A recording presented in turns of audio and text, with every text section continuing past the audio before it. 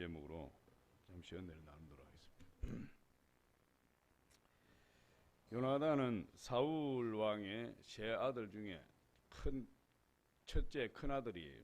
그래서 요나단, 이스위, 말기수아 이렇게 사울 왕에게 세 명의 아들이 있었는데 그 중에 첫째로 요나단의 이름의 뜻은 여호와께서 주셨다 이런 뜻이에요. 그래서 요나단은 하나님 주신 그런 아들이다 그렇게 이름 지었어요. 이 요나단은 아버지 사울 왕과 함께 이 전쟁터에 참전하고 그리고 많은 전쟁을 치르게 되는데 성경을 쭉 보면 이 요나단은 굉장히 용맹한 자예요. 용맹한 자로서 아버지와 함께 전쟁에 참전하면 그야말로 목숨을 걸고 맨 앞에 서서 이렇게 전쟁을 하는 그런 아주 용감하고 용맹한 그런 장군이었어요. 그리고 많은 군대를 거느리고 지도력을 발휘하는 그런 또 아주 사람이었어요. 그런데 사울이 여러 번 이제 하나님을 대적하고 불순종하고 그렇게 실정함으로 인해서 하나님 버림받게 되는데 결국 그 아버지와 함께 길보아 산 전투에서 세 형제와 아버지와 함께 한 가족이 동시에 전멸하고 전사해버리고 말았어요. 사무엘상 31장 2절에 보니까 블레셋 사람들이 사울과 그의 아들들을 추격하여 사울의 아들 요나단과 아비나답과 말기수아를 죽이니라. 그래서 한날 한시에 한시라고 하기는 뭐하지만 같은 날 한날 블레셋과 전쟁에서 이렇게 전사하고 말았어요. 그런데 이 요나단은 아버지 사울을 이어서 이스라엘 왕이 될 자이죠. 왕이 될 자였고 또 별다른 일이 없으면 당연히 왕이 될 것이다. 백성들이 또 그렇게 믿었어요. 이 요나단은 충분히 아버지 왕위를 이어받아서 나라를 다스릴 수 있는 그런 자질을 가진 자이다. 성경은 그렇게 보고 있습니다. 그래서 이 훌륭한 정신적인 능력이 있었고 높고 고상한 도덕성과 따뜻한 사랑의 마음을 가지고 큰 믿음을 가진 그런 사람이 요나단이었어요. 그런데 이 요나단은 아버지 사울이 하나님께 범죄하는 사건들로 인해서 선지자 사무엘이 사울이 더 이상 왕직을 유지하지 못할 것이라는 것을 몇 번 통보하는 것을 이 요나단이 듣고는 자기가 이스라엘의 왕이 될 수 없다는 사실을 아마 짐작은 했을 겁니다. 사무엘상 15장 23절에 보니까 이는 거역하는 것은 점치는 죄와 같고 완고한 것은 사신 우상에게 절하는 죄와 같음이라.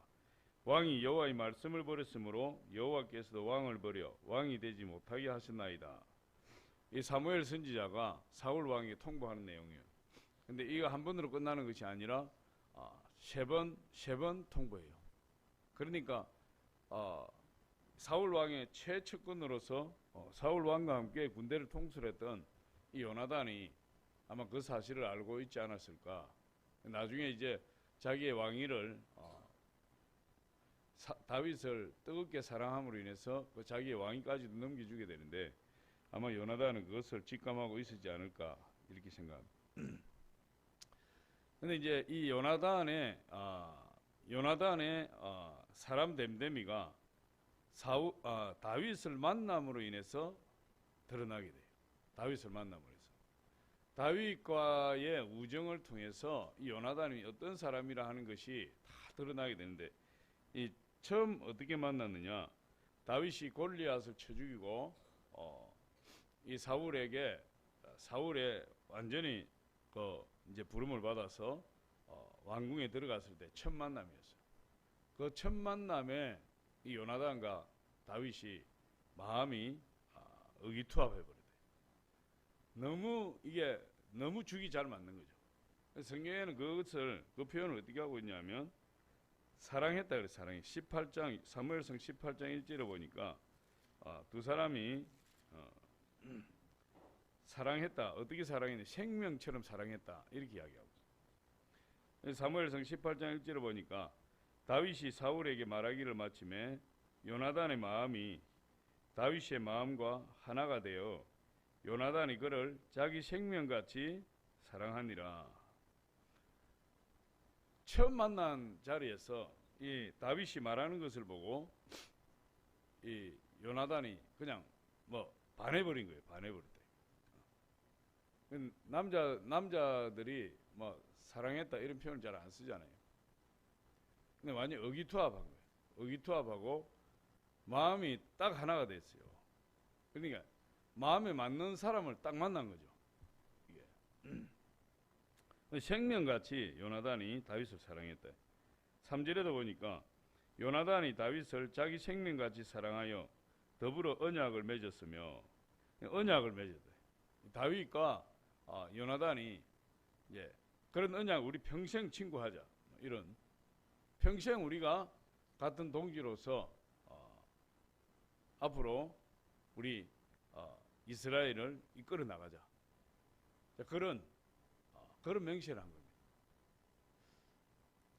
우리가 이 사람 만나는 것을 좀 소중하게 생각할 필요 있어요. 사람과의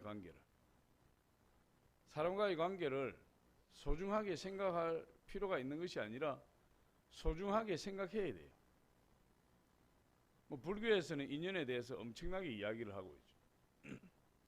근데 우리 예수님도 인연에 대해서 엄청나게 소중하게 생각하고 있어요.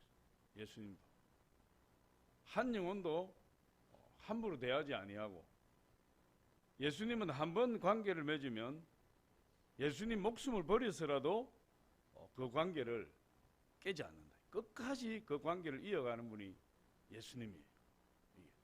그래서 하나님이 예수님이 주신 영혼을 한 영혼도 예수님이 놓치지 않는다. 그러니까 인간관계가 아주 중요한 겁니다. 이게 더군다나 여러분 60억 인구 가운데서 대한민국에 태어난 것만 해도 엄청난 인연이에요. 200개가 넘는 국가 중에서 대한민국에 태어났고 70억, 지금 70억이 넘는 인구 중에서 5천만 대한민국 국민으로 만난 것도 엄청난 인연이에요. 거기에다가 예수 믿는 사람으로 만났다는 건 더 큰 엄청난 인연이고 거기에 우리 청학 비전 순복음교회에서 만났다는 것은 더 엄청난 인연이고 거기에다가 한 가족으로서 만났다는 것은 한 가정의 가족으로 남편과 아내로 자식으로 만났다는 것은 이거 뭐 상상을 초월하는 인연이죠. 상상을 초월하는. 근데 그 인연을 귀중하게 여길 수 있는 사람이 하나님 마음을 가진 자예요. 우리 예수님은 얼마나 인연을 귀하게 여기는지 모릅니다.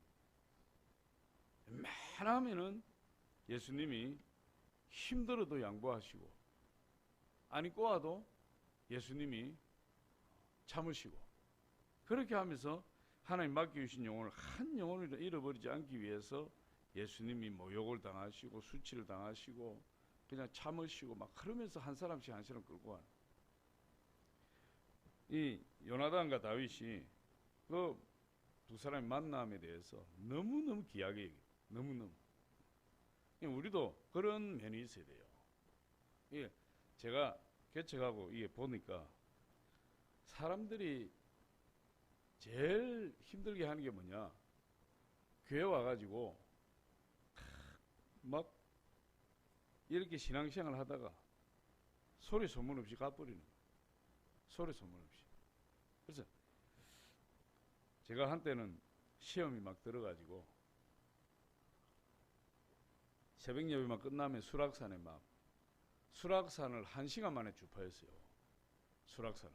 새벽 예배 끝나고 기도 좀 하고 나면 그냥 수락산 가는 거. 수락산에 정상까지 올라가는데 1시간 만에 주파.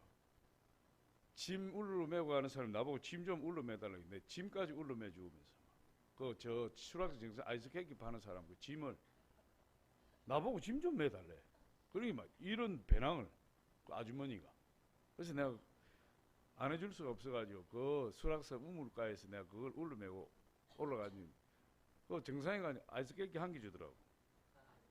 그래서 그것도 감사하게 먹었지. 제일 힘든 일이 뭐냐?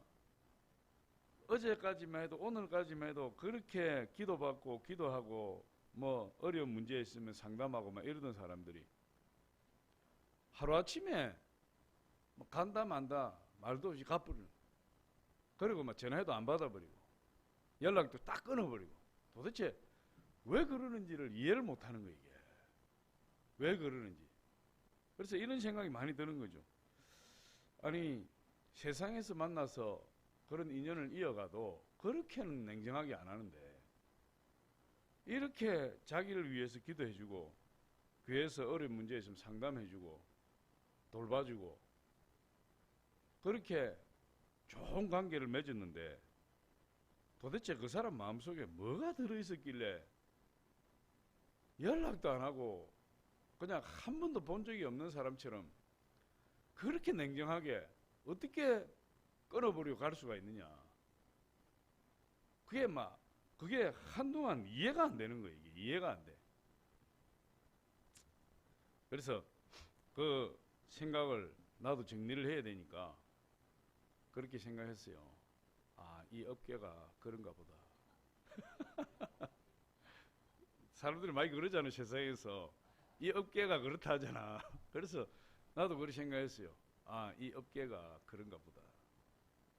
이 업계는 그렇게 냉정하게 하는가 보다. 사실은 좀 슬픈 이야기 아니에요. 우리 예수님의 그 사랑 안에서 만났는데 하나님을 사랑하고 이웃을 내 몸과 같이 사랑하고 그렇게 하나님 관계를 예수님의 피 흘리심으로 관계를 맺어서 이렇게 한 몸이 되게 하고 한 공동체가 되게 했는데 그거를 헌신 짝 차버리듯이 그냥 차버리고 두 번 다시 안 볼 마음으로 냉정하게 확 돌아서는 것 자체가 너무 마음이 아픈 거예요. 근데 오늘 다윗과 요나단 보니까 이 만남을 얼마나 귀하게 여기는지 만남. 그래서 나중에 나오지만 요나단은 자기의 왕위까지도 다윗에게 물려줘요. 뭐 물려준다는 것이 뭐 자기가 왕이 되어서 물려주는 그런 게 말로 쓰지만 그냥 요나단은 그걸 양보를 해요.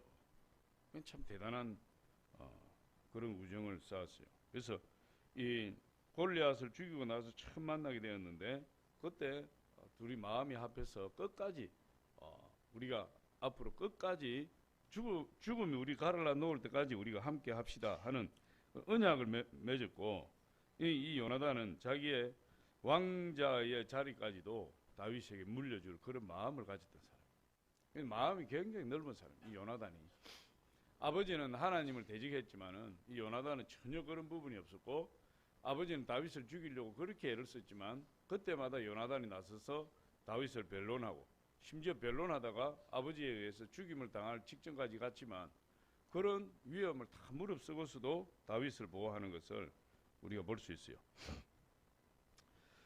이 요나단이 어떤 사람인지 몇 가지를 정리해 보면 요나단은 무엇보다도 믿음이 충만한 사람이었어요. 아주 믿음이 좋았던 사람이에요. 아버지 사울 왕과는 완전 다르죠. 사무엘상 14장 6절 보면 이렇게 이야기합니다. 요나단이 자기의 무기를 든 소년에게 이르되 우리가 이 할례 받지 않은 자들에게 건너가자. 여호와께서 우리를 위하여 일하실까 하노라. 그래서 하나님이 우리를 위해서 일하신다. 그리고 여호와의 구원은 사람이 많고 적음에 달리지 아니하였느니라. 사무엘상 14장 6절에 이렇게 말씀하고 있어요. 그래서 이게 어떤 상황이냐면 이 요나단이 자기 부하 장수 한 명을 데리고 자기 부관 한 사람을 데리고 블레셋이 진치고 있는 군대가 진치고 있는 그 진영으로 들어가는 겁니다. 그냥 그 진영으로 뛰어 들어가서 거기에서 20명을 블레셋 군인 20명을 쳐 죽이고 돌아와요.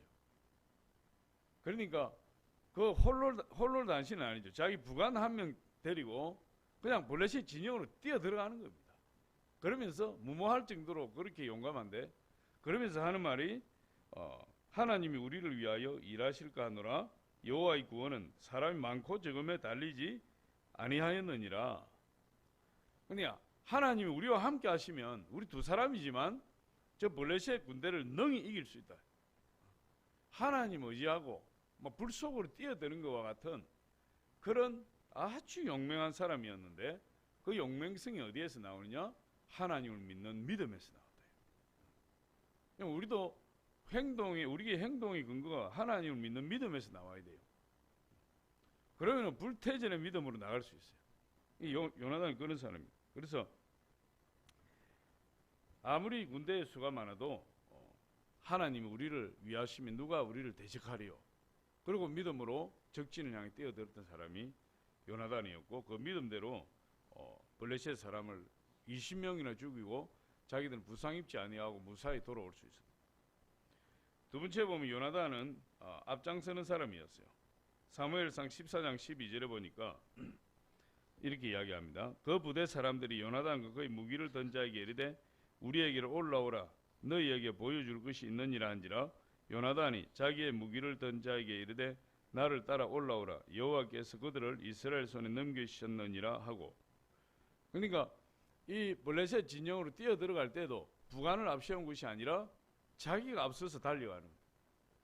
그리고 전쟁이 일어나면 이 요나단은 피하는 것이 아니라 자기가 항상 자기의 군대를 먼저 이끌고 적진을 향해서 달려가는 그런 사람. 아주 용맹한 사람이었고 앞장서는 사람이었어요. 그래서 앞장서는 일이 쉬운 게 아니죠. 앞장서는 일. 그러니까 군대를 통솔할 때 나를 따르라 하는 부대는 승리한다는 거예요. 근데 뒤에서 앞으로 전진하고 총을 쏘는 그런 부대는 패배한대. 근데 항상 이 요나단은 솔선수범하고 앞장서서 특히 위험한 일은 자기가 먼저 뛰어드는 그런 사람. 근데 아주 훌륭한 장수죠. 그래서 전쟁을 두려워하지 않고 부하들 앞에서 전쟁을 치르는 그런 사람. 세 번째로 요나단은 무엇보다도 우정을 생명처럼 여긴 사람이었다. 우리가 방금 우리 다윗에 대해서 이야기했죠. 다윗과의 관계에 대해서 이야기했지만 다윗과의 만남에서 생명처럼 사랑했다. 생명처럼. 다윗은 남자가 생명처럼 사랑하기 쉽지 않잖아요. 그런데 남자의 우정은 두껍고 깊은 거죠. 남자들의 우정은. 어쨌든 사무엘상 18장 1절 3절 쭉 보니까 요나단이 다윗을 자기 생명같이 사랑했고 요나단과 다윗이 그 마음이 하나가 되었다. 의기투합하게. 참 훌륭한 사람이에요. 그래서 신앙 안에서 만남, 신앙 안에서의 우정은 어떻게 보면 혈육보다도 혈연보다 더 강하다. 이렇게. 사실 우리는 신앙 안에서 하나의 공동체가 된 것은 지체잖아요. 지체. 지체라는 것은 팔이 되고 다리가 되고 눈이 되고 코가 되고 이런 건데 한 몸을 이루는 건데 사실 예수 그리스도의 그 피로 맺어진 혈연 관계, 믿음의 공동체, 우리 예수 그리스도를 머리로 하는 몸의 지체들인 교회는 오히려 육신의 혈연보다도 더 강할 수 있어요. 근데 이제 우리 이 세상을 떠나서 천국에 가면 그건 이제 확연하게 드러나는 거죠. 육신의 혈연 관계는 이 성경에서 중요하게 생각하지 않아요. 이 세상에 중요합니다. 천국에서 중요하게 생각하지 않아요. 그래서 예수님께 이 사두개인들이 그렇게 물었어요.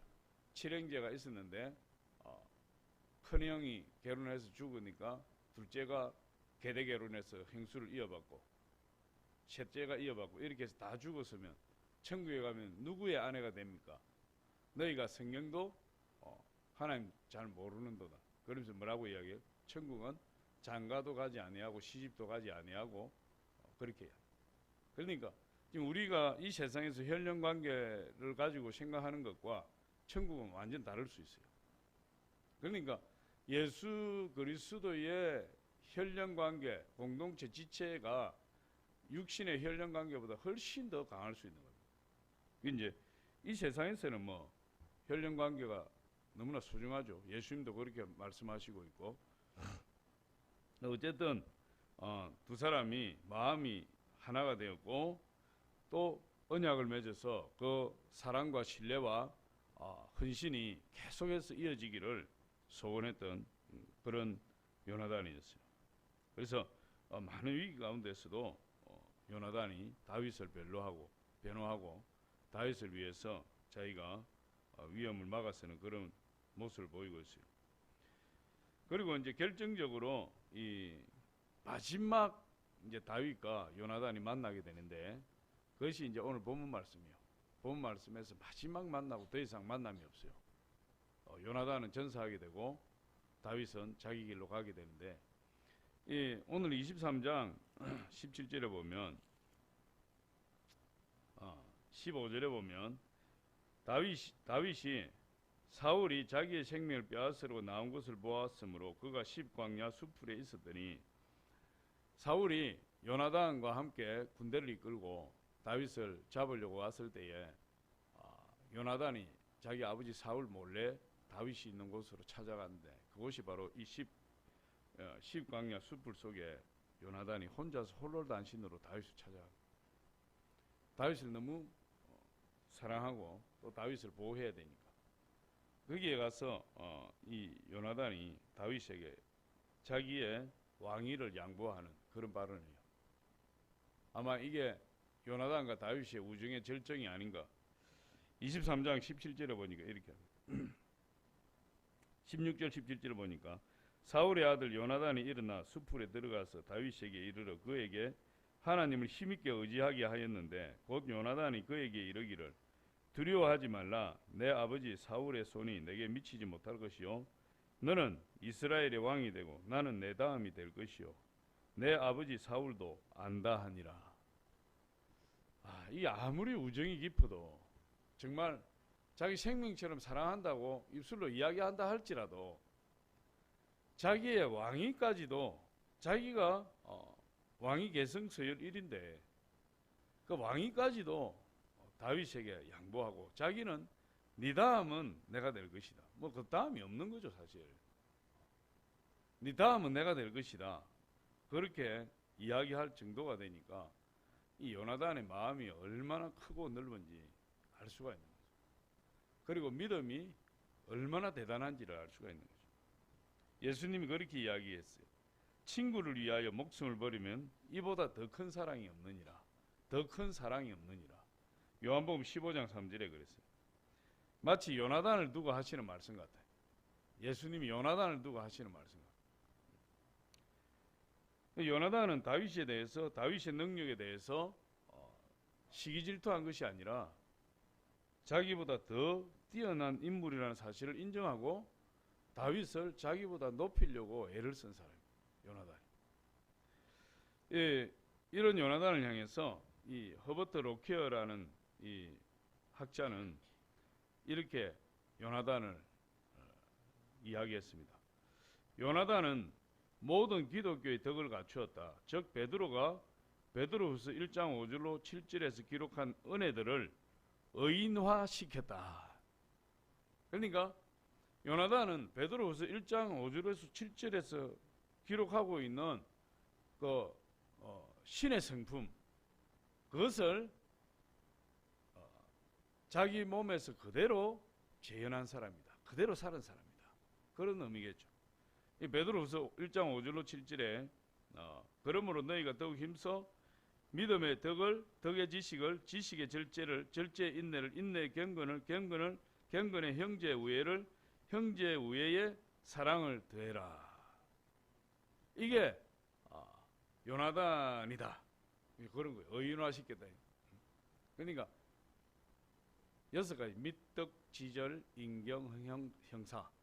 우리 한번 따라합니다. 밑덕 지절 인경 형사. 믿음의 덕을 덕의 지식을 지식의 밑덕 절제 절제 인내를 형제의 형제의 우애의 경건의 사랑을 더하라. 6가지 밑덕 지절 인경 형사. 요나단은 그런 사람이었다. 그런 사람. 그 사랑이 얼마나 크고 그 덕이 얼마나 큰지 그리고 믿음이 얼마나 큰지 그런 큰 인물이었는데 참 다윗 못지않은 그런 큰 그릇이었는데 모든 것을 다윗에게 양보하고 한날 자기 아버지와 자기 삼형제가 함께 블레셋과 길보아 산에서 전쟁을 하다가 한날 다 전사했어요. 참 성경에서 굉장히 아까운 그런 인물입니다. 그래서 오늘은 덕을 갖춘 사람 요나단 이런 제목으로 말씀을 나누었습니다. 기도하겠습니다. 아버지 하나님 감사합니다.